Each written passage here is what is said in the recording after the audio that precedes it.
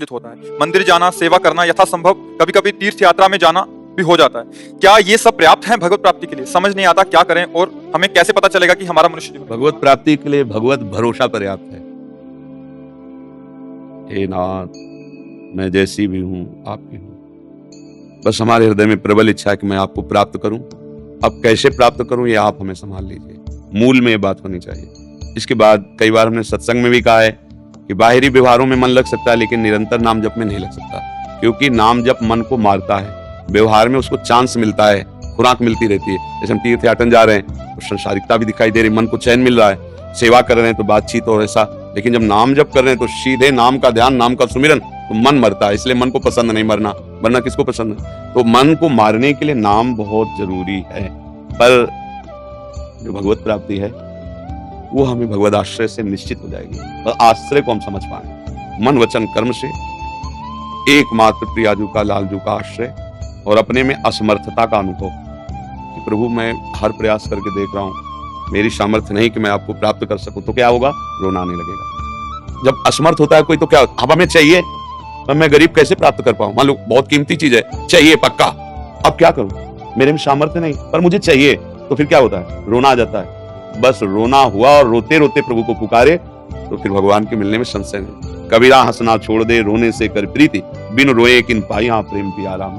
जिस समय गोपीजन प्रयास करती रही भगवान को ढूंढने का, और जब देखा अब नहीं ढूंढ पाई तो रहा नहीं गया, तो सब जोर जोर से रोने लगी। रुदु सुस्तरम राजन कृष्ण दर्शन लालसा, प्रभु के दर्शन की लालसा से उच्च हा कृष्ण।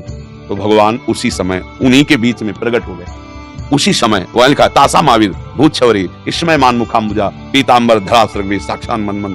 तो रो रो करके भगवान को पुकारना ही भगवान की प्राप्ति का उपाय है। पर रोना तभी आता है जब अपने में हार आ जाती है कि मैं देख लिया, बहुत बार चल के देख लिया, मैं बार बार फिसल जाता हूँ, मैं बार बार हार जाता हूँ। हे हरि, मैं अपने को देख पा रहा हूँ कि मैं आपको कभी प्राप्त नहीं कर पाऊंगा, मेरे आचरण ऐसे, मेरा मन ऐसा है, पर नाथ मैं प्राप्त करना चाहता हूँ आपको। तो वो जो पुकार होती है वही पुकार आर्त पुकार कही जाती है। उस पुकार से भगवान की प्राप्ति होती है। बस हमारा लक्ष्य दृढ़ हो जाए, मुझे प्रभु चाहिए पर हम असमर्थ हैं, हम प्रभु लायक नहीं है। हम कोशिश करके देख ली, उनके लायक हम बन नहीं सकते। हे नाथ, अब आप अपने लायक बना लो, पक्का भगवत प्राप्ति हो जाएगी। कैसे भी हो तुम, परिणाम में तुम्हें भगवत प्राप्ति हो जाएगी, क्योंकि आपने जो अपने हृदय की बात रख दी ना, तो भगवान दोनों पक्ष को देख रहे, आपको भी, अपनी माया को भी, कि मेरी माया कितनी प्रबल है, अभी मेरी शरण में आ गया, अब बस बात समझ लेना। अब सब आपको याद करें, एक बार आप अब बस इसी रोग ने हमें बांध दिया, नहीं तो महीना मुश्किल होता था, 2-3 दिन राधा बाग में रहना, आप ब्रजवासियों की जूठन पाना, यही हमारी सामर्थ्य है। हाँ, बस यही हमारी लाडली का चमत्कार। मतलब डॉक्टर भी, जैसे हम ये लोग ले गए हैं ना, जैसे सामने खड़े तो उनका मरीज को सामने लाओ, तो ये खड़े तो है, वो ये मरीज है।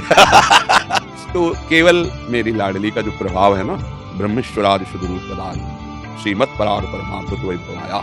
स्वामिनी का वैभव उनके निजजन ही जानते हैं, नहीं तो लालजू का ही सब वैभव जानते हैं। और जहाँ लालजू अपना वैभव भूलकर स्वामिनी के सामने मांगत लाल लाडिलो नागर, जहाँ कृपा की याचना अखिल कोटि ब्रह्मांडों का ईश्वर करता है, किसी का माथा कैसे समझ पाएगा? जहाँ अखिल कोटि ब्रह्मांडों का ईश्वर भी पीकदानी लिए खड़ा है, वहां वो हमारी महाराली जो है, हमारे कर्म ने, पूर्व कर्म ने तो हमें नष्ट कर दिया। खत्म। अब हमारी लाडली से हम जो चल रहे हैं ना, हमारी बैटरी लाडली है। स्कूली से अब चल रहे। अब जैसे 1 बजे से चल रहा है, रात्रि के 1 बजे अपनी दिनचर्या करके निकल के 2:30 बजे यहाँ सब चल रहा है, रात्रि से चलता है। हाँ, 4:15 बजे तो सत्संग प्रारंभ हो जाता है, उसके पहले कुछ नाम कीर्तन, राधा नाम का, ऐसे।